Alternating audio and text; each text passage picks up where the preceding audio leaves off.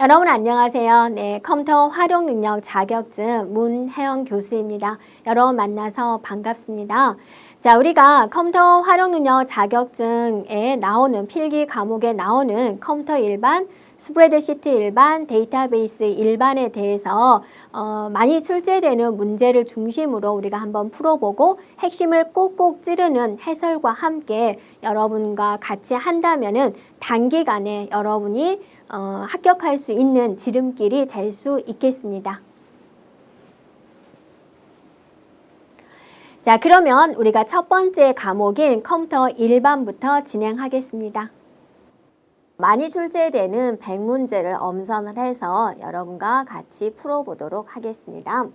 자, 첫 번째 문제를 보면 윈도우즈에 관련된 문제군요. 자, 여기서 이제 핵심은 바로가기 아이콘에 대한 그랬죠? 바로가기 아이콘에 대한 설명 중 옳지 않은 것은 그랬어요. 그러면 여러분이 보면은 바로가기 아이콘이라는 것은 뭐죠? 원본이 있는 거죠. 그리고 그것을 가리키기 위한 거죠. 그러니까 예를 들어서 냉장고에 음식이 있고 여러분 엄마가 냉장고에 갈비찜 먹어 그렇단 말이에요. 그럼 갈비찜이라는 그 쪽지 걔가 바로가기 아이콘이다 라고 보면 되세요. 그래서 엄마가 이제 내가 그걸 읽고 쪽지를 버렸어요. 쪽지를 버렸는데 갈비찜이 없어지나요? 그러진 않죠. 네, 그래서 옳지 않은 것을 골라보면 하나의 원본 파일에 대한 바로가기 아이콘은 한 개만 만들 수가 있다? 그렇지 않죠. 갈비찜이 있는데 엄마가 식탁에도 쪽지를 놔둘 수도 있고 안방에도 놔둘 수가 있고 거실에도 놔둘 수가 있고 쪽지는 여러 개 놔둘 수가 있는 부분이에요.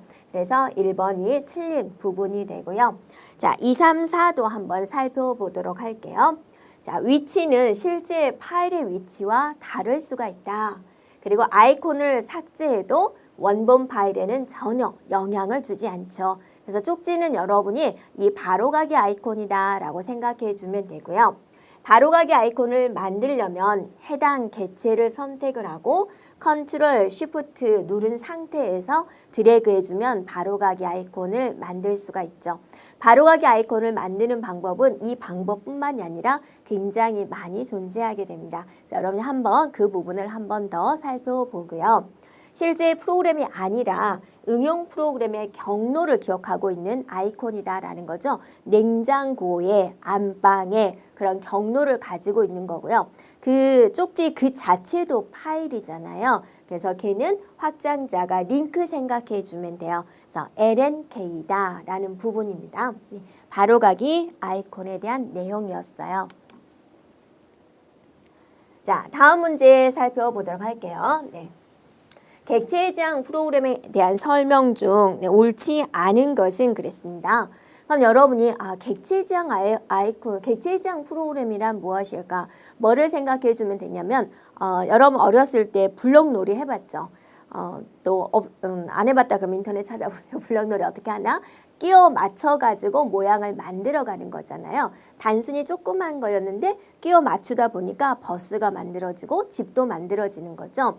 이 객체 지향 프로그램이다 그러면 여러분이 블럭이다 라고 생각해도 돼요. 그래서 이미 만들어져 있는 뭐 글꼴에 관련된 명령어, 그다음에 문단에 관련된 명령어 이미 만들어 놓고 내가 해당된 부분이 필요하면 이렇게 가져와서 끼워 맞춰서 진행해 주면 되는 부분입니다. 그래서 뭘 하려고 이걸 사용하나요? 바로 재사용을 하려고 사용되는 부분이죠. 재사용. 그럼으로써 프로그램 개발 시간을 단축시킬 수가 있죠. 새로운 프로그램 개발을 할 때 단축시킬 수가 있고요. 대표적인 객체 지향 프로그램 언어에는 C++, 자바가 있습니다. 상속성, 캡슐화, 추상화, 다형성 이런 특징이 있어요. 자, 상속성이다 라고 한다면 부모의 속성을 자녀가 그대로 가져오는 거죠. 변수 정의라든지 등등. 캡슐하다 그러면 이제 외부인들이 봤을 때는 못 보게 이렇게 좋은 정말 필요한 명령어들은 바깥에 내놓지만 우리가 숨기고 싶은 그런 보안적인 부분은 안에다 감춰놓아서 접근을 좀 막아주는 그런 형태가 되고요. 추상하다 그러면 여러분이 코끼리 생각해 주면 돼요. 자, 제가 코가 긴 동물 하면 여러분 뭐라고 말해요? 코끼리라고 대답할 수가 있죠. 그래서 가장 핵심적인 부분을 나열한 것을 말을 하고요. 다형성이다. 그럼 오픈을 생각해 보세요. 제가 여러분한테 자 열어라고 했어요. 그러면 어떤 사람은 필통을 열고 대문을 열고 창문을 열고 목적어가 다 다르죠. 하지만 열어다라는 것은 맞는 거잖아요. 하나의 명령어를 줬을 때 그 주어진 환경에 대해서 여러 가지 형태로 나올 수 있는 것을 다형성이다라고 그래요. 그래서 이런 것들이 객체의 지향 프로그램 언어가 가지고 있는 특징이 되고요. 자, 순서 처리가 중요하다. 프로그램 전체가 유기적으로 연결되도록 한다. 자, 이런 기법은 객체의 지향하고는 이제 상관이 없어요. 그래서 이거는 이제 절차적, 순서적인 처리가 중요하다. 이건 이제 절차적 프로그램 언어에 대한 내용이 되겠습니다. 네. 그다음에 프로그램 전체가 순차 처리 이렇게 중요한 기법은 구조적 프로그래밍 기법 중에 하나입니다. 됐죠? 자, 그 다음에 다음 중 GIF 파일 형식에 대한 설명 중 옳은 것은 그랬습니다. 자, GIF다. 그럼 여러분이 이제 그림 파일의 형식이 여러 가지가 있는데 대표적으로 우리가 지금 많이 쓰는 게 JPG가 있죠. 그 다음에 GIF가 있죠. 그 다음에 요즘에는 PNG를 쓰고 있죠. 이 문제에서는 GIF를 물어보고 있어요. 그럼 GIF 하면 GIF가 가지고 있는 가장 큰 특징은 뭐냐? 움직이게 하는 간단한 배너 광고를 만들 수 있어요. 배경을 투명하게 할 수 있어요. 내가 회사 로고 같은 걸 이렇게 가져왔는데 JPG로 저장했다 그럼 배경이 그대로 들어가 있어요. 근데 배경 흰색을 좀 빼서 예쁘게 투명 처리를 하고 싶다. 그러면 이제 GIF 방식으로 되어 있는 걸 저장할 때는 GIF로 해줘야 되는 부분이에요. 그래서 이 GIF는 몇 비트로 저장이 되어 있냐면 8비트로 저장이 되어 있어요. 그래서 8비트니까 2의 8승 256가지 색을 표현할 수 있어요. 여러분이 많은데요 라고 생각할 수가 있죠. JPG는 24비트여가지고 2의 24승가지를 표현할 수가 있어요. 그것에 비하면 얘는 어떠세요? 엄청 작은 거죠. 간단한 애니메이션 표현, 움직이는 이미지 표현할 수가 있고 색상의 무손실 압축 기술을 사용해요. 그러니까 이제 이 이미지를 저장을 할 때 이렇게 압축해서 저장을 하거든요. 그럼 또 볼 때는 우리가 키워서 봐야 되잖아요. 이 A와 이 B가 하나도 차이가 없다. 그러면 우리는 무손실 압축이다라고 합니다. 그래서 GIF는 무손실 압축이 돼요. 자, 벡터 방식으로 이미지를 표현한다 그러는데 JPG든 GIF든 PNG든 벡터 방식이 아니라 뭐가 되냐면 비트맵 방식이 돼요. 비트맵 방식의 가장 큰 특징은 여러분 뭐죠? 확대를 시키면 이게 삐뚤빠뚤해진다. 그래서 비트맵 방식이 돼요. 그래서 여러분이 찍은 그 디카 사진을 좀 크게 보겠다고 막 확대 이 칠판 크기만큼 확대를 시켰다. 그럼 형체를 알아볼 수가 없고 특히나 경계선을 보면 울퉁불퉁한 계단 현상이 나올 거예요. 그게 비트맵 방식의 특징이에요. 벡터 방식은 확대를 해도 전혀 깨지지 않아요. 이렇게요. 차이점이 있습니다. 그래서 옳지 않은 것은 바로 몇 번이 되나요? 4번이 되겠군요.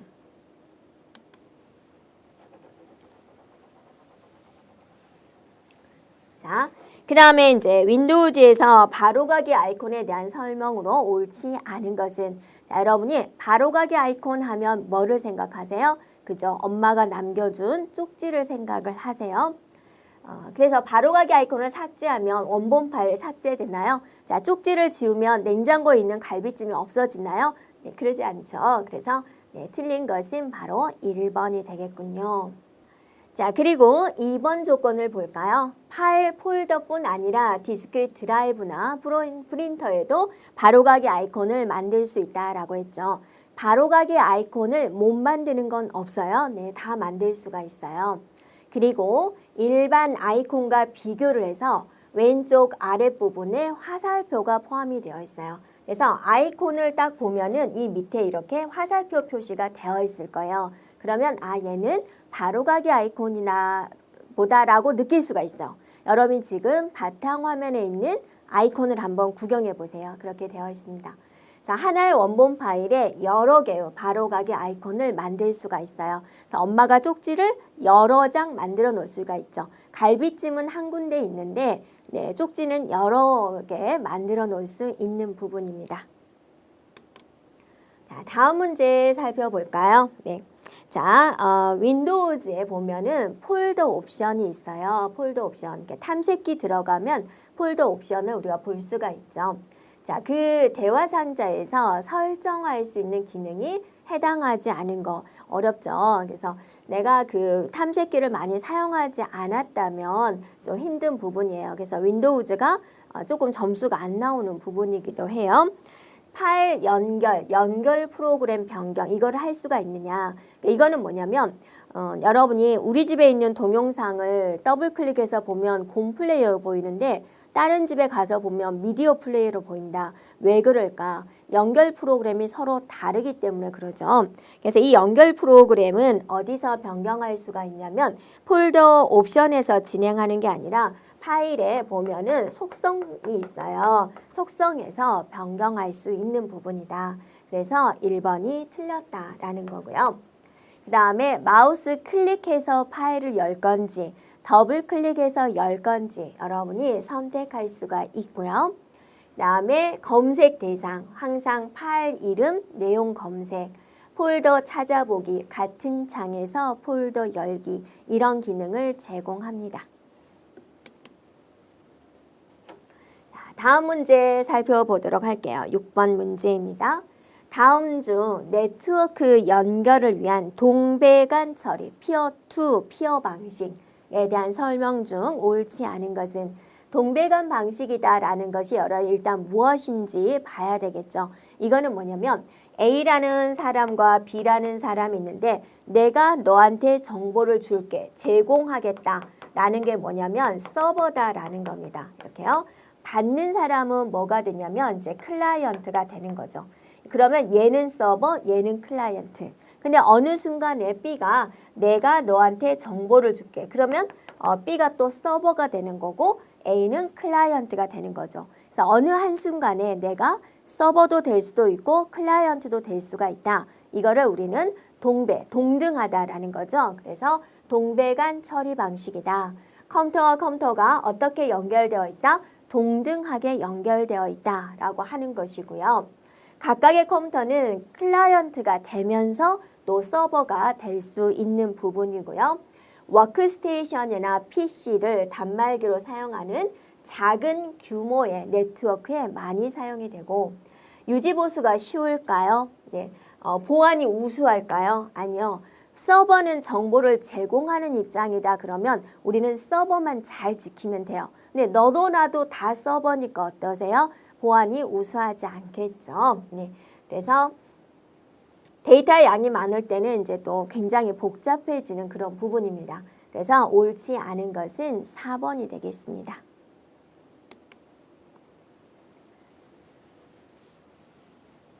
다음 문제 살펴보도록 할게요. 자, 다음 중 인터넷에서 사용하는 TCP/IP. 자, 인터넷에서 사용하는 프로토콜은 통신 규약이다라고 했어요. 그래서 TCP/IP가 있는데 여러분이 자, 두 개를 분리해서 한번 봐보세요. TCP하고 IP가 있는데 TCP는 꼼꼼한 택배, IP는 바쁜 택배라고 하면 돼요.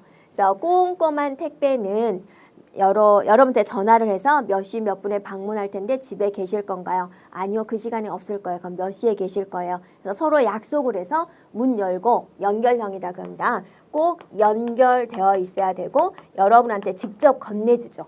그 다음에 사인을 받죠. 신뢰성. 그래서 이 사람이 꼭 택배를 받았는지 확인을 하는 거예요. 그런데 모든 택배를 하루에 내가 배달할 택배가 300개가 되고 또 여성분의 입장에서는 택배분이 또 문 열고 띵동 얼굴 마주치는 게 좀 불편할 수가 있죠. 그래서 얘는 얼굴 보지 않고 비연결, 그러니까 여러분이 집에 있든지 없든지 상관없이 현관문 앞에 택배를 놓고 가는 거. 그죠? 비신뢰성. 그 다음에 여러분이 택배를 가져갔는지 안 가져갔는지 관심 없어요. 택배 안 받으면 뭐 고객센터로 전화하겠지. 그렇게 이제 하는 거죠. 그래서 두 개를 구분해서 이제 익혀주고요.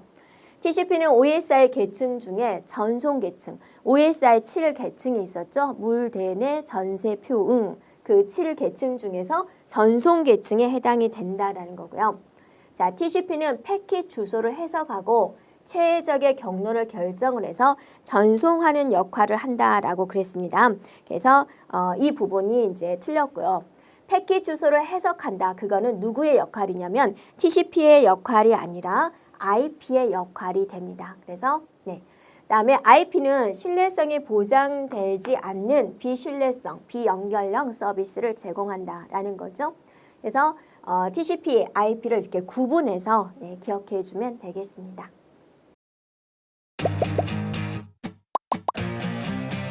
에듀윌 유료 회원만의 특별한 서비스.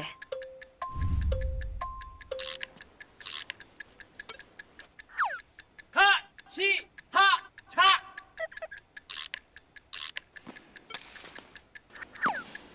하치하차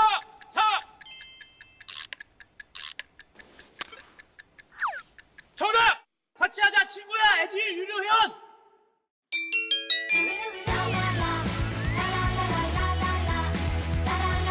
친구 소개하고 현금 받는 혜택. 오직 에듀윌 유료 회원에게만. 에듀윌. 다음에 8번 문제 살펴볼게요. 자, 다음 중 컴퓨터에서 사용하는 ASCII 코드에 대한 설명으로 옳지 않은 것은? 그럼 여러분이 ASCII 코드 하면 뭐를 생각해야 되냐면 일단은 어디다 사용되지? 데이터 통신용으로 사용이 된다. 통신용. 자, 나와 있나 이게? 자, 통신용으로 사용이 된다라는 거 기억을 해주고요. 몇 비트로 이루어졌지? 라는 거. 몇 비트로 이루어졌나요? 아하, 7비트. A가 미국에서 만들었죠. 아메리카. 그래서 미국 사람들은 숫자 7을 좋아한대요. 그래서 7비트로 구성이 됐고 여기서 하나 더 발전해서 7비트면 몇 가지를 표시할 수가 있죠? 바로 2의 7승가지, 128가지를 표현할 수가 있다. 근데 7비트로 보내는 게 원칙인데 거기다가 오류 검증을 하기 위해서 패리티 비트를 플러스 시켜서 8비트로 전송하기도 합니다. 이렇게요. 이거는 패리티 비트가 붙었을 때 이렇게 보낸다라는 거죠. 그럼 문자를 표현하는 코드 방식에 우리가 세 가지가 있었죠. 자, 6비트로 표현되니까 64가지를 표현하는 것은 무슨 코드였어요? 자, 무슨 코드? BCD 코드. 자, 확장 ASCII 코드는 8비트 사용합니다. BCD 코드를 확장한 것은 2, 확장하다 2가 붙어서 2 BCD 코드. 자, 각 나라별 언어를 표현할 수 있는 것은 무슨 코드? 우리 유니코드라고 있죠. 유니코드. 전 세계의 모든 문자를 하나의 문자당 2바이트로 표현을 해서 하는 것이 있죠. 이렇게 볼 수가 있습니다. 그럼 이 중에서 맞는 것은 뭐가 맞았어요? 딱 하나 맞는 거 바로 2번이 맞았죠. 패리티 비트를 추가해서 8비트로 전송하는 것. 이게 확장 ASCII 코드가 됩니다.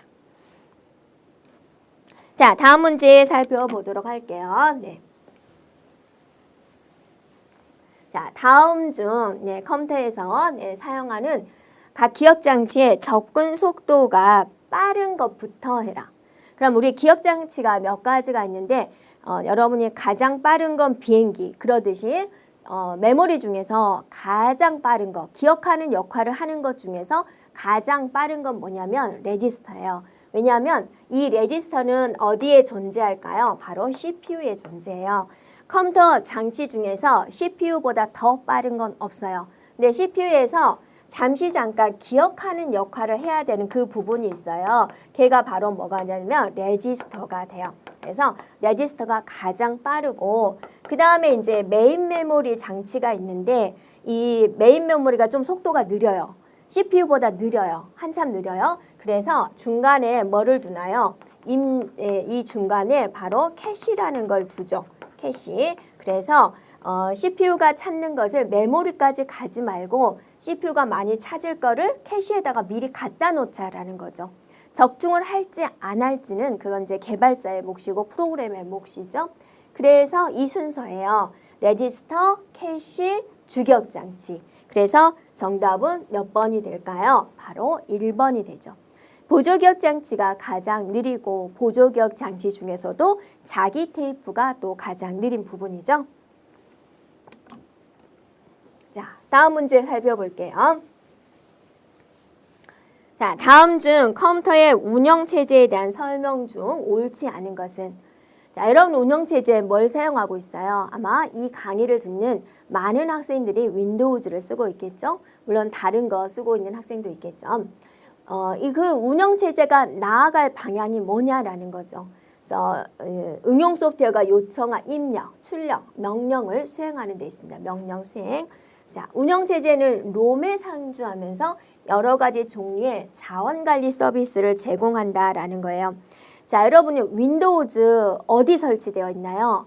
네, 하드디스크에 설치가 되어 있는 거죠. 그래서 롬에 상주한다 그러면 안 되죠. 네, 보조기억 장치에 있는 것이고 여러분이 부팅을 하게 되면 그 윈도우즈라는 프로그램이 주기억 장치에 올라와서 여러분이 컴퓨터 끌 때까지 상주하면서 이제 감시, 감독, 관리를 하게 됩니다. 그래서 2번이 틀렸어요. 키보드 모니터, 네, 디스크 드라이브 등의 필수적인 주변 장치들을 관리한다. 관리하고 바이오스를 포함한다. 바이오스, 베이직 인풋 아웃풋 시스템, 기본적인 입출력 관리다라는 거죠. 자, 사용자가 요청한 응용 소프트웨어를 주기억 장치에 적재한다라는 거예요. 여러분이 포토샵 좀 할래요. 포토샵 프로그램을 더블 클릭을 하게 되면 그것이 주기억 장치에 올라가야만 돼요. 올라가지 못하면 실행할 수 없게 됩니다. 그래서 맞는 부분이에요. 자, 다음 문제 보세요. 다음 중 컴퓨터 및 정보기기에서 사용하는 펌웨어에 대한 설명 중 네, 옳은 것은? 자, 펌웨어도 종종 나오게 되는데요. 여러분, 펌웨어는 어디에 저장이 될까라는 부분입니다. 그래서 펌웨어는 하드웨어를 이런 관리하는 부분이고 소프트웨어죠. 그래서 어디에 저장이 되냐면 롬에 보통 저장이 된다. 그래서 여기에 저장된다라고 그랬는데 아닙니다. 롬에 저장이 되고 인터프리터 방식으로 번역된다가 아니라 컴파일러 방식이 되는 것이고 운영체제의 일부로서 입출력을 담당한다. 이런 입출력에 관련된 거 앞에서 뭐라 그랬죠? BIOS다라고 그랬죠. 그다음에 소프트웨어 업그레이드만으로 기능을 향상시킬 수가 있다라는 거예요. 자, 여러분이 냉장고가 있는데 성능을 이제 좀 올리고 싶은 거예요. 그러면 무슨 이제 냉장고의 온도를 마이너스 10도에서 마이너스 15도로 하고 싶어요. 그럼 여러분 버튼으로 조작할 수 있죠. 돈 드는 거 아니죠. 그런데 그게 소프트웨어 업그레이드가 되는 것이고 냉장고가 이제 문이 한 짝인데 양문형으로 만들고 싶은 거예요. 그 문짝 뜯어내야 되잖아요. 그거는 이제 비용이 들어가서 기계가 와야 되는 거잖아요. 그거는 이제 하드웨어적인 업그레이드다라고 보는 거예요. 이 펌웨어는 하드웨어이면서 하드웨어를 관리하는 소프트웨어인데 별로 수정이 필요하지 않은 것을 여기다 넣어놓는 거예요. 롬에. 그래서 소프트웨어 업그레이드만으로 기능을 향상시킬 수 있는 특징을 가지고 있습니다. 그래서 정답은 4번입니다. 자, 정답 몇 번이요? 여기서 4번이었어요. 네. 다음 문제 살펴보도록 할게요. 자, 다음 중 정보 보안을 위해서 비밀키 암호화 기법에 대한 설명으로 옳지 않은 것은 그랬어요. 자, 비밀키 암호화 기법이 무엇인가요?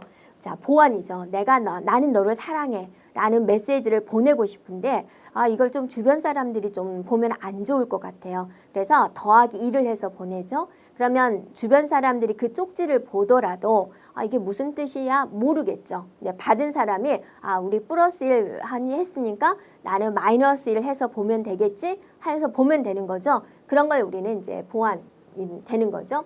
그래서 우리 이렇게 하자라고 하는 게 우리는 키를 설정한다. 약속을 하는 거죠. 키를 우리 어떻게 암호화를 하자.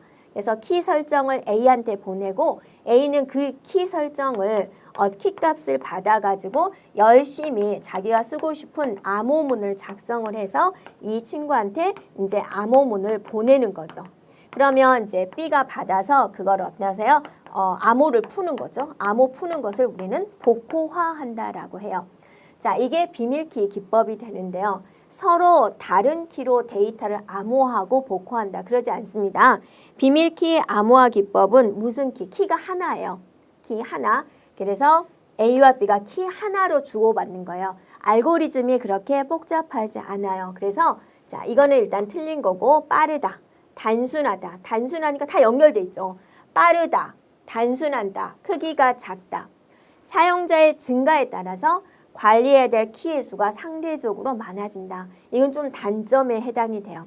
그러니까 키 하나인데 내가 A랑 B랑 대화 보완을 할 때 우리 더하기 2를 하자 했는데 A와 C가 할 때 우리 더하기 2를 하자. 그럼 그의 의미가 있나요? 그러다 보면 전 국민 사람들이 아, 얘 다 더하기 1이었지 빼기 1 해야지. 그러면 다 알아버리잖아요. 그래서 한 사람 한 사람 다 암호화 기법이 달라야 되는 거예요. 그래서 100사람하고 한다가 100개의 키를 관리해야 되는 거예요. 그래서 힘든 부분이 됩니다. 이 비밀키 기법은 여기서 해커가 일어나고 여기서 해커가 일어나면 끝이죠. 다 알아버리죠. 그래서 이 비밀키 암호화 기법에 이제 더 한 게 이제 공개키 방식이 이제 나온 거죠. 공개키 방식은 암호화할 때의 키, 암호화할 때의 키는 다른 사람들한테 다 알려주는 공개키로 해주고 그 다음에 그거를 복호화할 때는 내 호주머니 속에 있는 개인 키로 이제 암호화를 푸는 이런 방법입니다. 네, 그래서 알고리즘이 공개키는 더 복잡하게 되겠죠. 서로 다른 키로 암호화하고 복호하는 것은 어떤 키 방식이 되냐면 공개키 방식이 돼요. 자, 다음 문제 살펴보도록 할게요. 자, 다음 중 정보 보안을 위해서 비밀키 암호화 기법 앞에서 비밀키 암호화 기법에 대해서 했죠. 비밀키 암호화 기법은 키가 몇 개? 한 개. 비밀. 자, 비밀키 암호화 기법 안정성은 키의 길이, 키의 비밀성, 유지 여부에 영향을 받는다. 암호화 복호화 시 사용하는 키가 동일한 암호화 기법이다. 복잡한 알고리즘으로 인해서 암호화 복호화 속도가 느리다라고 했는데 느린 건 뭐였죠? 네, 공개키다라는 거죠. 사용자가 증가할 경우 상대적으로 관리할 키가 수가 많아진다라고 하는 거죠. 그래서 일단은 이제 틀린 것은 뭐죠? 틀린 것 3번. 공개키 방식이 더 느리다라는 거예요. 한 번 더 정리를 해보세요. 네, 동일하다. 그죠? 관리해야 될 키의 수가 많아서 힘들다라는 부분이 되겠습니다.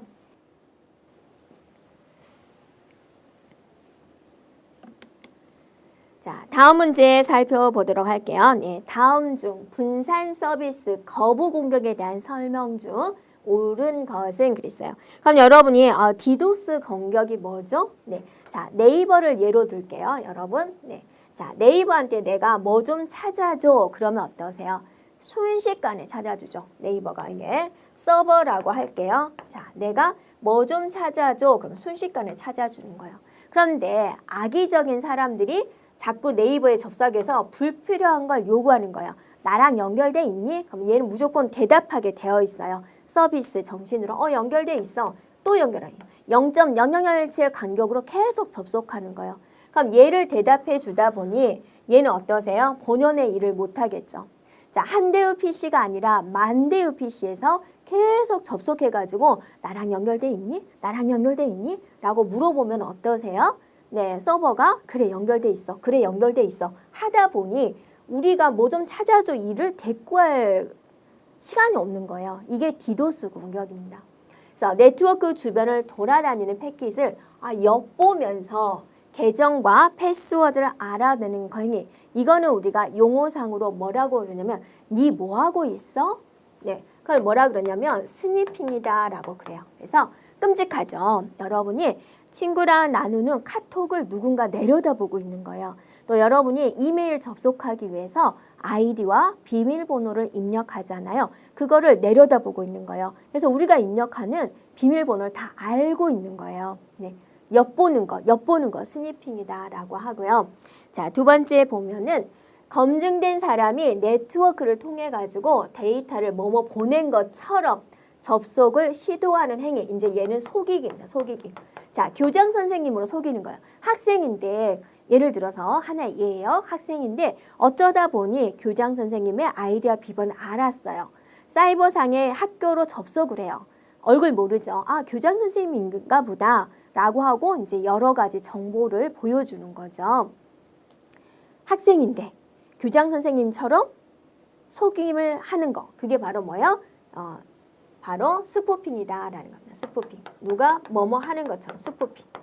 그래서 그 다음에 여러 대의 장비를 이용해 가지고 특정 서버에 대량의 데이터, 대량의 데이터를 전송해 가지고 서버의 정상적인 동작을 방해하는 것. 이게 이제 바로 이제 디도스 공격이 됩니다. 그래서 정답은 3번이 되고요. 자, 키보드의 키 입력 시 캐치 프로그램 사용해 가지고 아이디나 정보를 빼내는 행위. 이게 이제 키 로커라고 합니다. 이제 해당하는 이제 용어들이 있죠. 이렇게.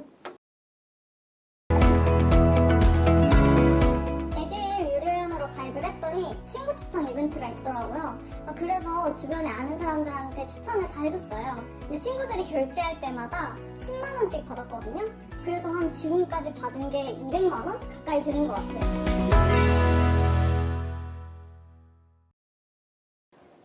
자, 됐을까요? 자, 다음은 이제 15번입니다. 한번 볼게요. 다음 중 사물 인터넷에 대한 설명 중 옳지 않은 것은 사물 인터넷이다 라는 것은 뭐냐면 인간을 통하지 않고 사물과 사물들끼리 서로 통신을 하는 거죠. 대화를 한다라고 생각하면 돼요. 어떻게 그게 가능하지? 네트워크로 다 가능하다 그러죠. 여러분 자동차가 하이패스를 샥 지나가요. 그러면 하이패스 단말기가 그 여러분 자동차 카드에 싸주죠. 얼마 내. 그럼 카드에서 돈이 빠져나가죠. 인간이 개입했나요? 그러지 않죠. 그런 게 이제 사물 인터넷이다. 그래서 이걸 하려면 네트워크 구축이 되어야 되는 부분입니다. 모든 사물을 네트워크로 연결해 가지고 소통하는 정보통신 환경이고요. 자, 스마트 센서 기술이 있어야죠. 통과했는지. 또 무선통신 기술을 영합해 가지고 실시간으로 데이터를 주고받는 그런 서비스. 전기 생산부터 소비까지의 전 과정에 정보통신 기술을 접목해 가지고 에너지 효율을 높이는 거. 이거는 스마트 그리드. 스마트 그리드에 대한 내용이 되겠습니다. 자, 개방형 정보 공유에 대한 부작용을 최소화하기 위해서 정보 보안 기술에 대한 적용이 필요하다라는 부분입니다. 자, 다음 문제 살펴보도록 할게요. 16번입니다. IP 버전 6 주소 체계에 대한 설명 중 옳지 않은 것은 우리가 이제 인터넷이 보편화되다 보니까 여러분이 가게를 하나 오픈한다든지 사업체를 하나 오픈했을 때 홈페이지는 우리가 필수로 들어가게 되는 거죠. IP 버전 4 주소 체계가 너무 포화 상태예요. 더 이상 주소를 줄 수 있는 주소가 없어요. 그래서 확장된 개념인 IP 버전 6을 만든 거죠. IP 버전 6은 16비트씩 8부분으로 이루어졌고 총 128비트로 이루어진 부분이 됩니다. 네, 그래서 포화 상태를 해결한 이런 부분이 되고요. 그다음에 여러 가지 멀티미디어 기능을 제공하고 있어요. 그래서 지금은 혼용이 되고 있어요. 과도기가 되는 거죠. 그래서 우리는 충분히 IP 버전 6을 이제 시행할 만한 실력이 있는 건데 이 IT가 발달되지 않은 나라에서는 또 IP 버전 6을 구축하기 위해서는 여러 가지 비용이 들잖아요. 그래서 이제 지금은 혼용이 되고 있습니다. 네. 그래서 그 다음에 클래스에 대한 개념은 IP 버전 4에서 나왔어요. 그래서 우리 이제 인간을 또 클래스 집단으로 나누기도 하듯이 컴퓨터 쪽에서는 누가 우수 고객이에요? 네, 네트워크를 많이 신청한 사람.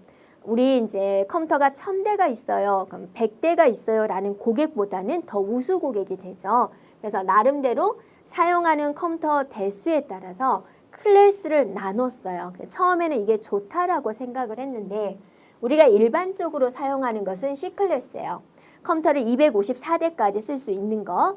근데 너도 보통 거의가 이거죠. 우리 이제 좀 소규모니까. 그래서 여기가 포화 상태다 보니까 그렇다고 해서 이 사람한테 이거를 줄 수는 없는 거예요. 규정에서 어긋나니까. 그래서 이제 포화 상태가 오게 된 거죠. 그래서 이 IP 버전 6으로 오면서 클래스에 대한 개념이 이제 없어진 겁니다. 정답은 3번입니다. 자, 다음 문제 살펴볼까요?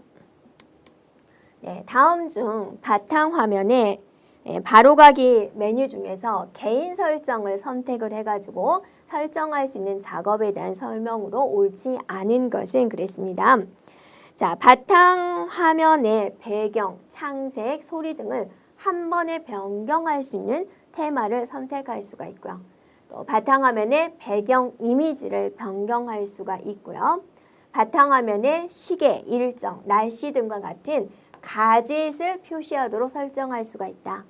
화면 보호기를 설정할 수가 있다. 그런데 자, 가젯이 처음에 나올 때 윈도우즈 7에 나왔었는데 처음엔 좋았어요. 바탕화면에 시계를 띄울 수 있네? 핸드폰처럼 바탕화면에 날씨를 띄울 수가 있네? 좋았는데 이 가젯을 통해서 해커가 침투하는 거예요.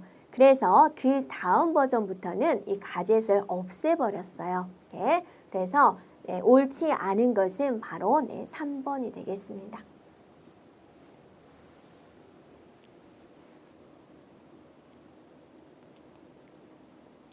자, 이제 우리가 18번 문제를 살펴볼게요. 네, 윈도우즈 10에서 컨트롤을 사용하는 경우가 종종 있을 거예요. 자, 아닌 경우가 뭘까라는 거예요. 자, 얼마나 여러분이 윈도우즈를 해봤느냐라는 거죠.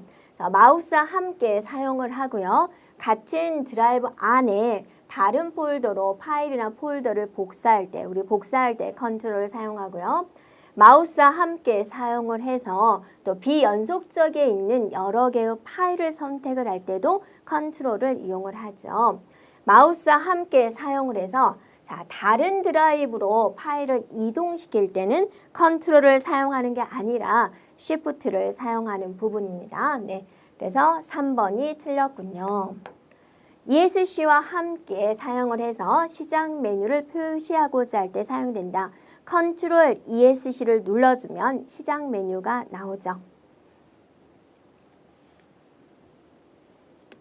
자, 다음 문제 살펴볼게요. 네, 컴퓨터에서 사용되는 운영체제의 목적에 대한 설명으로 옳지 않은 것은 자, 윈도우즈 운영체제의 대표적인 거죠. 이게가 추구하고자 하는 바가 무엇일까? 결론은 사용자의 편리를 위한 것입니다. 시스템의 작업을 의뢰한 시간부터 처리가 완료될 때까지 걸린 시간을 의미하는 반환 시간의 단축. 내가 어떤 명령을 내렸는데 하루 종일 걸려요. 그럼 그 윈도우즈 쓰겠어요? 내가 뭐 해? 그러면 바로 나오는 게 좋잖아요. 그게 반환 시간입니다. 자, 시간은 짧은 게 좋은 거죠. 그래서 단축이 요구된다. 일정 시간 안에 시스템이 처리하는 일의 양은 일의 양을 의미하는 처리 능력의 향상이 요구된다. 자, 반환 시간의 단축, 그다음에 처리 능력에 대한 향상, 그죠? 우리가 업무를 볼 때 1시간 안에 많은 일을 처리하는 사람을 우리는 능력자다라고 하죠. 시스템에 주어진 문제를 정확하게 해결하는 정도를 의미하는 신뢰도, 우리가 이제 정확한 값이 나오도록 하는 신뢰도의 향상이 요구가 되고요. 시스템을 사용할 수 있는 사용자 수를 의미하는 사용 가능도에 대한 향상이다. 아닙니다. 사용 가능도 향상이라는 것은 맞는데 사용 가능도다라는 것은 내가 시스템을 쓰고자 할 때 바로 쓸 수 있는 상태가 되냐라는 거예요. 부팅하는데 한 10분이 걸리고 한 1분 하다 보면 컴퓨터가 다운돼 버리고 그 시스템을 그럼 쓰겠어요? 안 쓰잖아요. 그래서 고장 없이 내가 쓰고자 할 때 항상 쓸 수 있는 준비가 되어 있는 거, 그걸 우리는 사용 가능도다라고 합니다. 그래서 틀린 것은 4번입니다. 자, 다음 문제 살펴볼게요. 다음 중 컴퓨터에서 하드디스크를 연결하는 SATA 방식에 대한 설명 중 옳지 않은 것은 자, 하드디스크를 연결하는 여러 가지 방법이 있습니다. 직렬 인터페이스 방식을 사용을 한다. PATA 방식보다 데이터 전송 속도가 빠르다. 핫 플러그인 기능을 지원을 한다.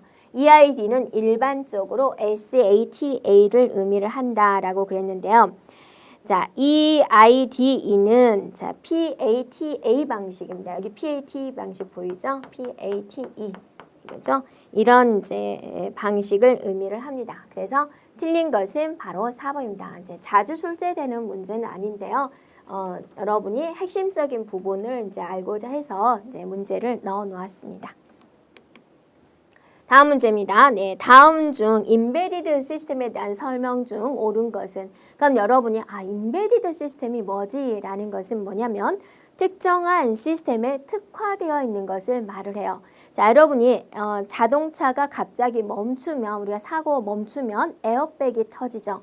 근데 그 에어백 프로그램을 핸드폰에 넣는다고 해서 그게 이제 작동이 될까요? 안 되잖아요. 그 다음에 시속 몇 킬로에서 몇 킬로 갑자기 멈출 때 에어백 터지는 게 의미가 있지, 다른 상황에서 얘가 터지는 건 의미가 없잖아요. 그래서 어떤 순간 포착을 잘 해야 되는 부분입니다. 그래서 임베디드는 특정한 시스템에 특화된 것이다 라고 보면 되세요. 그래서 지역적으로 다른 위치에 있는 여러 대의 컴퓨터를 연결해서 분산 처리한다. 이건 뭐라 그러죠? 분산 처리 시스템이다 라고 하는 거고, 처리할 데이터를 일정 시간 동안 모아서 처리를 한다. 네, 하는 방식은 우리가 모아서 일괄 처리하는 방식의 시스템이다 라고 했는데요. 자, 이 부분도 아니죠. 일괄 처리하는 부분이 아니고, 그다음에 3번에 보면은 특정한 기능을 수행하기 위해서 전체 장치의 일부분으로 내장되는 전자 시스템이다 라는 부분이 되죠. 이거는 분산 처리가 되고, 자, 그 다음에 두 개의 CPU가 동시에 같은 업무를 처리하는 방식이다. 이건 우리는 듀얼 시스템이다 라고 하는 부분이 되겠습니다. 되었나요? 그래서 정답은 바로 3번이 되죠. 자, 다음 문제 살펴보겠습니다. 다음 중 컴퓨터 운영체제의 성능 평가 기준에 해당하지 않는 것. 자, 운영체제가 추구해서 나아갈 게 이제 4가지가 있었죠. 자, 처리 능력, 일정 시간 안에 많은 양을 처리하는 능력자, 처리 능력. 작업을 의뢰한 시간부터 자료가 완료된 시간까지 반환 시간. 여러분 엄마가 밥 먹어 라고 했을 때 바로 오는 친구가 있고 1시간 걸려요. 1시간 후에 조금 이따 먹을게 하고 1시간 후에 이제 와서 밥 먹는 사람이 있죠. 엄마가 밥 먹어 했을 때 빨리 처리하는가, 빨리 끝까지 밥을 잘 먹는지, 어떤 일을 내렸을 때 그걸 완벽하게 처리할 때까지 걸리는 시간, 반환 시간. 중앙처리 장치의 사용 정도를 측정하는 사용 가능도. 사용 가능도란 뭐라고 그랬어요? 내가 시스템을 사용하고자 할 때 바로 처리할 수 있는가라는 거죠. 주어진 문제를 정확하게 처리할 수 있는지 신뢰도. 그래서 이제 이 부분에 대한 설명이 틀렸죠. 사용 가능도는 맞는데 이런 내용이 아니다라는 겁니다. 자, 다음 문제 살펴보도록 할게요. 네. 자, 3D 프린터에 대한 설명 중 옳지 않은 것은? 자, 3D 프린터는 우리가 A4 용지로 출력하는 게 우리의 일반 프린터인데, 3D 프린터는 이렇게 내려오면서 쌓아가면서 하다 보니 이제 입체적인 사각형, 명암 케이스 이런 것들도 이제 간단하게 출력할 수가 있고, 또 여러분 치아에 들어가는 보철물, 개인 맞춤형 사이즈 재가지고 이런 것들도 이제 만들 수가 있죠. 제조업체에 의뢰를 할 때는 이게 몇 개 이상 아니면 단가가 안 나온대요. 근데 여러분 집에 만약에 3D 프린터가 있다면 1개, 2개 우리가 이제 인쇄해서 모양을 만들어서 쓸 수가 있죠. 그래서 3D 프린터란 입력한 도면을 바탕으로 3차원 입체 물품을 만들어내는 프린터고요. 인쇄 방식은 레이어로 쌓아가지고 입체 형상을 만드는 적층형, 작은 덩어리를 뭉쳐서 만드는 모델링형이 있다. 이 부분이 틀렸는데요. 쌓아가면서 만드는 이제 것은 적층형이고요. 그다음에 이제 큰 덩어리의 소재를 깎아서 만드는 절삭형이 있습니다. 이렇게 3D 프린터의 종류. 그래서 지금 설명은 2번이 틀렸어요.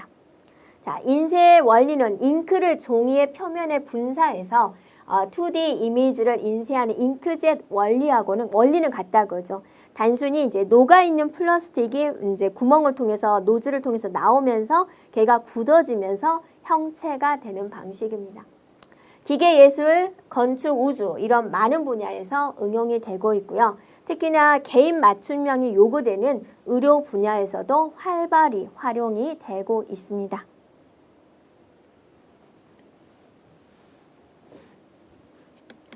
자, 다음 중 캐시 메모리에 대한 설명 중 옳은 것은 그랬어요.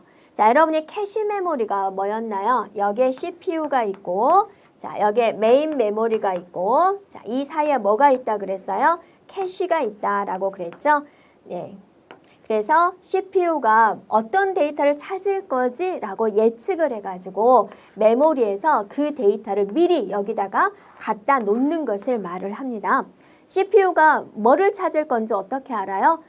여러분 직장 생활을 할 때 상사분한테 잘 보이기 위해서 상사분을 잘 살펴보면 아, 이분이 몇 시에 커피를 마시군, 몇 시에 물을 마시군, 몇 시에 화장실을 가군 이런 패턴을 분석할 수가 있죠. 이 프로그래머도 마찬가지입니다. 개발자분들도 이 프로그래머들도 CPU를 잘 살펴보면 얘가 어느 순간에 어떤 데이터를 필요하더라 라는 것을 예측할 수가 있어요. 그래서 그런 것들을 이제 캐시에 갖다 놓으면 훨씬 더 전반적인 컴퓨터 속도를 올릴 수가 있다라는 겁니다.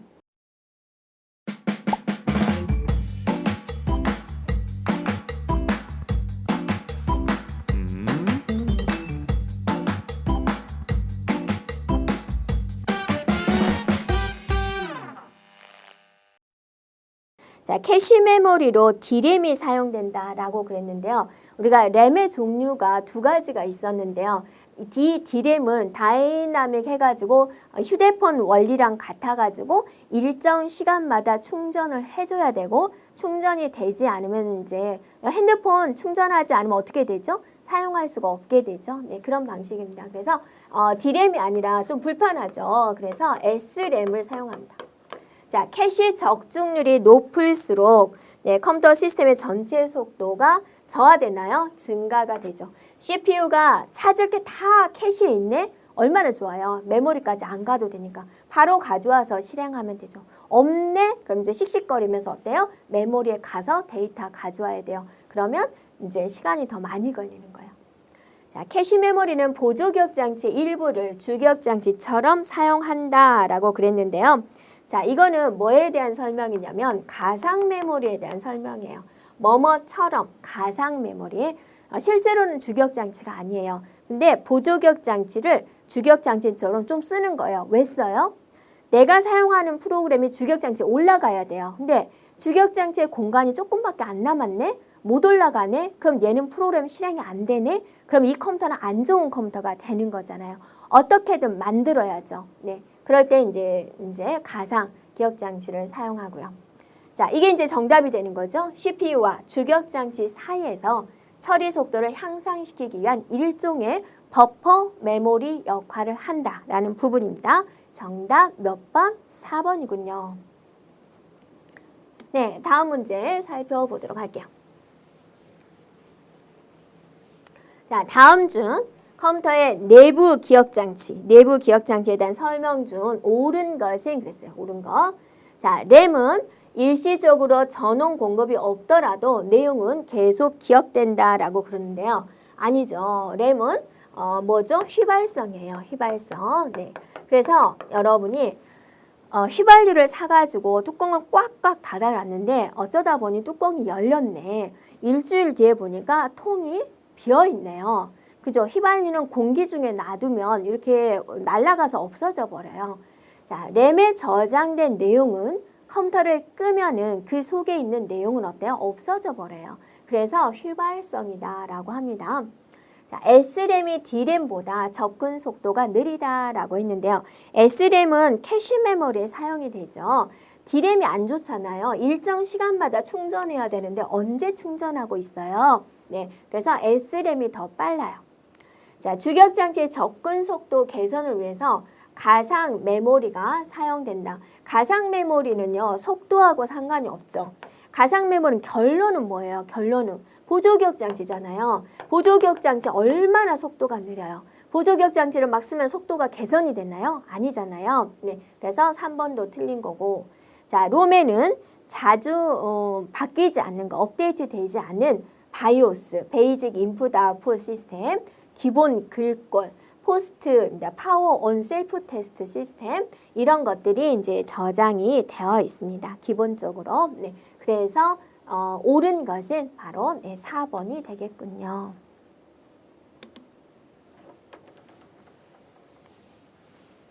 자, 다음 문제 살펴볼게요. 컴퓨터의 내부 기억장치에 대한 설명, 컴퓨터의 제어장치에 있는 레지스터에 대한 설명입니다. 레지스터. 자, 여러분이 레지스터 하면 뭘 생각하세요? 정의를 내려보세요. 네, 정의. 컴퓨터 CPU에 존재하는 임시 기억장치가 바로 레지스터가 되는 거죠. 그래서 레지스터는 좀 역할이 많아가지고요. 레지스터 종류가 있어요. 그래서 분업화가 잘 되어 있어요. 뭐 담당, 뭐 담당, 뭐 담당. 다음번에 실행할 명령어의 번지를 기억하는 게 프로그램 계수기, 프로그램 카운터예요. CPU는요 굉장히 빨라요. 막 10억 분의 1초 단위로 막 움직이거든요. 이 일을 하고 있으면 넌 다음에 이 일을 해야 돼요. 빨리빨리 움직여야 돼요. 자, 연예인 A라는 연예인이 가서 30분 노래를 불러주면 3천만 원을 벌어요. 그럼 이분은 어떠세요? 이제 빨리빨리 움직여야죠. 3천만 원인데 여러분 30분 일해서 3천만 원 일한다 그러면 빨리빨리 안 뛰겠어요? 하루에 5건 뛰느냐 6건 뛰느냐에 따라서 3천만 원이 왔다 갔다 하는데 그러면 서울에서 노래 부르고 있으면 이 다음 코스는 뭐 경기도 광주 갈 시간이야 라는 걸 미리 체크해서 준비하고 있어야죠. 매니저분이. 그래서 프로그램 카운터는 매니저다라고 생각해 줘도 돼요. 다음에 실행할 명령어의 번지를 기억한다. 자, 현재 실행 중에 중요하신 분이잖아요. 자, 현재 실행 중인 명령어를 기억하는 것은 명령 레지스터, 인스트럭션 레지스터, 명령 레지스터다. 명령 레지스터에 있는 명령을 해독하는 것은 해독기가 한다. 해독된 데이터의 음수 부호를 검사하는 것은 부호기가 한다. 부호기다라는 것은 부호기는 어떠세요? 여기 해독이 있으면 부호기가 있잖아요. 이것과 관련된 거예요. 그래서 음수 부호를 검사하는 역할을 하는 것이 아니라 해독된 명령어에 따라서 각 장치로 보낼 제어 신호를 이제 생성하는 게 부호기의 역할이에요. 그래서 틀린 것은 바로 4번이 되겠습니다. 자, 27번입니다. 네, 다음 중 윈도우즈의 관리 도구 중에서 컴퓨터 관리에서 수행 가능한 디스크 관리 작업에 해당하지 않은 것은 그랬어요. 볼륨을 확장하거나 축소할 수가 있고요. 네, 드라이브 문자를 변경할 수가 있고요. 포맷을 실행할 수가 있고요. 분석 및 디버그, 로그 표시를 할 수가 있다라고 그러는데요. 자, 이 부분이 틀렸습니다. 이 부분은 제어판의 관리 도구 창에서 이벤트 뷰를 더블 클릭해가지고 거기서 진행할 수 있는 부분이 돼요. 네. 다음 문제 살펴볼까요? 28번입니다. 자, 윈도우즈에서 연결 프로그램에 대한 설명 중 옳지 않은 것은 그랬어요. 연결 프로그램이란 건 뭐냐면 내가 그림을 더블 클릭해서 여는데 우리 집에서는 그림판으로 열리는데 뭐 학교에서는 포토샵으로 열리네? 그게 다른 거죠. 똑같은 그림인데 더블 클릭을 했을 때 열려지는 프로그램이 다르다라는 거예요. 그래서 문서나 그림 같은 데이터 파일을 더블 클릭하면 자동으로 실행되는 앱이고요. 데이터 파일의 바로가기 메뉴에서 연결 프로그램을 선택을 하면은 연결 프로그램을 변경할 수가 있고요. 자, 연결 프로그램이 저장되지 않았을 경우 데이터 파일을 더블 클릭을 하면은 연결 프로그램을 선택하기 위한 대화 상자가 표시가 돼요. 그러니까 그림을 더블 클릭했는데 내 컴퓨터에 그림판도 없어, 포토샵도 없어, 아무것도 없어요. 그림을 볼 수 있는 프로그램이 아무것도 없어요. 그러면 이제 대화 상자가 표시가 되죠. 또는 처음으로 이제 해가지고 연결이 안 되어 있던 프로그램들이 있죠. 네, 그런 것들은 이제 대화 상자가 표시가 되죠. 연결 프로그램을 삭제하면 연결된 데이터도 삭제가 되나요? 아니죠. 네, 단순히 이 데이터를 이 프로그램을 열겠다라는 거지 프로그램을 지운다고 해서 내 그림이 없어지는 건 아니다라는 거죠. 네. 틀린 것은 4번입니다. 다음 문제 살펴볼까요? 네, 다음 중 멀티미디어에 대한 설명 중 옳지 않은 것은 그랬어요. 자, 멀티미디어다 그러면 이제 여러 가지 휘황찬란한 거, 멋있는 거 말하죠. 멀티미디어가 없었을 시절에는 텍스트만 있었잖아요. 그래서 좀 집중도 안 되고 그랬잖아요. 근데 여러분이 동영상 하나를 보더라도 우리는 굉장히 멀티미디어적으로 합니다. 왜요? 학습자의 집중도, 이목을 주목시키려고 하는 거죠. 그래서 멀티미디어 관련된 표준화는 그래픽, 오디오, 문서 이렇게 매우 다양하고요. 대표적인 정지화상 표준으로는 손실압축, 무손실압축 이런 기법을 다 사용할 수 있는 JPEG. JPEG가 원래는 무손실이었어요. 아니, 원래는 손실이었어요. 원래는 손실이었는데 기술이 발달되어서 무손실도 가능해요. 근데 좀 복잡해요. 그래서 JPEG의 좀 대부분은 손실입니다. 거기다가 무손실 압축을 이제 하는 GIF가 있다. 움직이는 이미지를 만드는 GIF. 국제표준기구인 MPEG, 동영상에 관련된 거죠. 그래서 윈도우즈 표준 동영상 파일 형식으로 윈도우즈에서 별도의 하드웨어 장치 없이 재생할 수가 있다라고 했는데요. 이거는 이제 뭐냐면 뭐에 대한 내용이 되냐면은요. 우리가 MPEG 포맷이다라고 한다면 동영상 데이터를 압축해가지고 실시간으로 재생할 수 있는 동영상 압축 기술에 대한 내용이에요. 그래서 이것에 대한 설명이 지금 틀린 부분입니다. 자, 스트리밍에 지원되는 파일 형식은 자, ASF, WMV, RAM 등이 있다라는 부분입니다. 네, 정답 3번입니다. 자, 다음 문제 살펴볼게요. 네. 다음 중 멀티미디어 그래픽과 관련해서 이미지 표현 방식에 대한 설명 중 틀린 것은 그랬어요. 자, 비트맵 하면 여러분 뭐 생각하세요? 삐뚤빠뚤해진다, 확대를 하면. 자, 속도가 빠르다라고 했는데요. 비트맵 방식은 이미지를 모니터 화면에 표시하는 속도가 벡터 방식에 비해서 이제 빠르다라고 했습니다. 네. 그 다음에 비트맵 방식은 다양한 색상을 사용하기 때문에 사진과 같은 사실적 표현이 가능하고요. 그래서 여러분 디카로 찍은 건 거의가 비트맵 방식이 되고요. 여러 가지 특수 효과를 이제 줄 수가 있는 방식이 되겠습니다. 그 다음에 벡터 방식이다. 비트맵의 반대가 벡터 방식이 되죠. 점, 직선, 도형 정보를 사용해서 수학적인 계산에 의해서 이미지를 표현을 합니다. 그 다음에 벡터 방식의 대표적인 프로그램 종류에서는 포토샵, 일러스트라는 게 있는데 이 포토샵과 일러스트에서 포토샵은 비트맵 방식이에요. 일러스트는 이제 벡터 방식에 맞는데요. 그래서 이제 틀린 것은 바로 4번이 되겠습니다.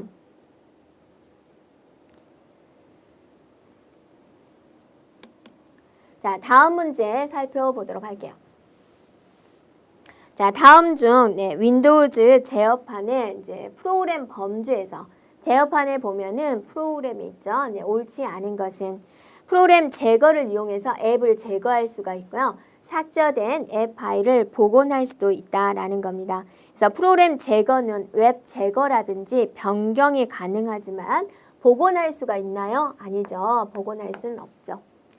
자, 설치된 업데이트 보기를 이용하면 설치된 업데이트를 이제 제거할 수가 있고요. 또 윈도우즈 기능 켜기, 끄기를 이용을 해가지고 윈도우즈에 포함되어 있는 인터넷 정보 서비스 같은 일부 앱 기능을 사용하도록 설정하거나 해지할 수 있습니다. 자, 기본 프로그램을 사용하면 모든 파일 형식 및 프로토콜을 열 수 있는 기본 앱을 설정할 수 있습니다. 자, 32번입니다. 다음 중 CPU의 제어 장치를 구성하는 레지스터에 대한 설명 중 옳지 않은 것을 골라주세요. 그랬어요. 프로그램 카운터는 여러분이 매니저와 같다라고 했죠. 명령어 개수를 계산하는 게 아니라 다음에 실행할 명령어의 번지를 기억하는 거죠. 1번이 틀렸습니다. 자, 명령 레지스터는 현재 실행 중인 명령을 기억하는 거죠. 부호기는 해독된 명령에 따라서 각 장치로 보낼 제어 신호를 생성하는 거죠. 메모리 주소 레지스터는 기억장치에 입출력되는 데이터의 번지를 기억하는 거죠. 볼게요. 네, 다음 문제 살펴보도록 할게요. 자, 다음 중 컴퓨터 메인보드에 사용되는 칩셋이 있습니다. 자, 이것에 이제 관련된 내용인데요. 옳은 거 고르는 거군요. 컴퓨터를 구성하는 모든 장치들이 장착이 되고 연결되는 이제 기판이다 그랬습니다. 이거는 이제 메인보드. 여러분이 컴퓨터를 본체를 한번 뜯어보면은 있을 거예요. 메인보드에 대한 내용. 자, 메인보드에 장착되어 있는 각 장치들을 제어하고 역할을 하는 조율을 한다라는 부분입니다. 이게 바로 칩셋이 되겠습니다. 자, CPU와 주변 장치 간의 데이터 전송에 사용되는 통로 역할을 한다. 버스에 대한 내용이고요. 네, 데이터 전송에 사용된다. 그럼 데이터가 지나가면 데이터 버스가 되겠고요. 네, 메인보드의 주변 장치를 연결하기 위한 접속 부분을 말한다. 그럼 이제 포트 부분입니다. 그래서 여러분이 본체와 프린터를 연결한다고 하면 포트를 이렇게 연결하죠. 뭐 USB 연결하듯이 이제 그렇게 보면 되겠습니다. 자, 그 다음 문제입니다. 네. 자, 다음 중 컴퓨터의 계산 속도가 느린 것에서 빠른 순서대로 나열된 것은 그랬어요. 그래서 밀리, 마이크로, 나노, 피코입니다. 자, 얘가 10의 마이너스 3승, 10의 마이너스 6승, 10의 마이너스 9승, 10의 마이너스 12승 이렇게 살펴볼 수가 있죠. 그래서 옳게 나열된 것은 바로 4번입니다. 자, 여기까지 우리가 컴퓨터 일반 문제 풀이를 마치도록 하겠습니다. 여러분 수고하셨습니다.